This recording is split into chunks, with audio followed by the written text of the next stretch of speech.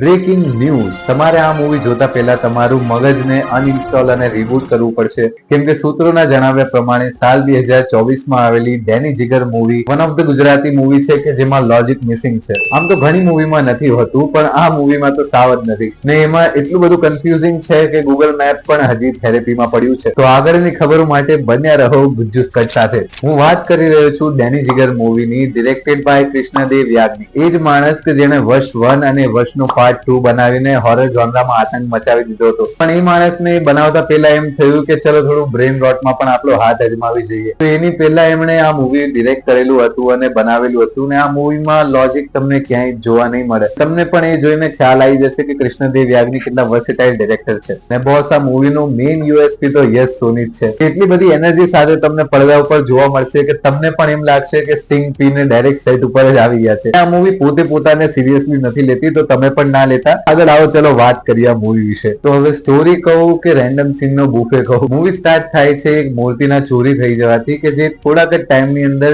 એક જાપાનના કી પર્સનને આપવાની હોય છે. એ મૂર્તિ શોધવાનું કામ ઓટોમેટિકલી આપી દેવામાં આવે છે ડેની જીગરને. હવે કઈ રીતે એ ના પૂછતા કારણ કે એ તો એવું હવે પછી સ્ટાર્ટ થાય છે એક એવી રોલર કોસ્ટર રાઈડ કે જેની અંદર લોજિક, સેન્સ અને સ્ટોરી ટેલિંગ બધું એક સાથે ઇમરજન્સી એક્ઝિટ લઈ લે છે અને ચાલુ થાય છે એક પછી એક રેન્ડમ સીન. ક્યારેક કોમેડી, ક્યારેક એક્શન, ક્યારેક એવા પણ મોમેન્ટ આવશે કે તમને પણ એમ થઈ જશે આ શું ચાલે છે ભાઈ. મૂવીએ વાય સો સિરિયસ ના ડાયલોગ ને વધારે સિરિયસલી લીધો જ નથી. બાકી સપોર્ટિંગ કાસ્ટ પણ એમની સાથે ફૂલ મસ્તી અને જુગલબંધી મોડમાં હોય છે કેમ કે લોજિક ગયા પણ ફન બાકી છે. એક સીનમાં તો આ મૂર્તિ ચોરાઈ ગઈ એના માટે મીટિંગ થતી હોય છે પોલીસ કમિશનરની અને એ બધાની.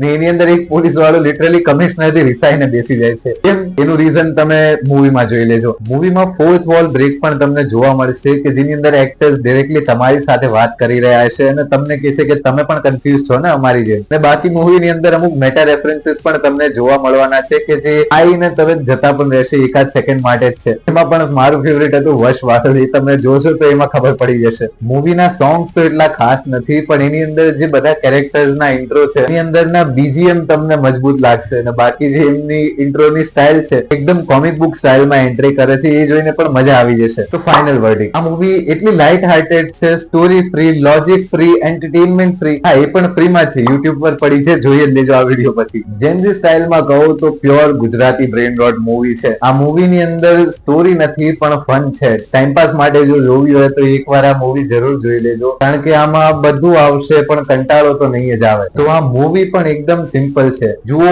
હસો ને ભૂલી જાઓ. યાદ રાખવું હોય તો તમારા ઉપર છે પણ કયા સીનમાં તમને એમ લાગ્યું કે બસ ભાઈ હવે આપણું થઈ ગયું, આપણાથી નહીં જોવાય. ને બાકી બીજું કોઈ મૂવી હોય તો એ પણ કમેન્ટમાં લખવાનું ના ભૂલતા. એના પર પણ રિવ્યુ આવી જશે. ત્યાં સુધી જોતા રહો, હસતા રહો. Bye bye.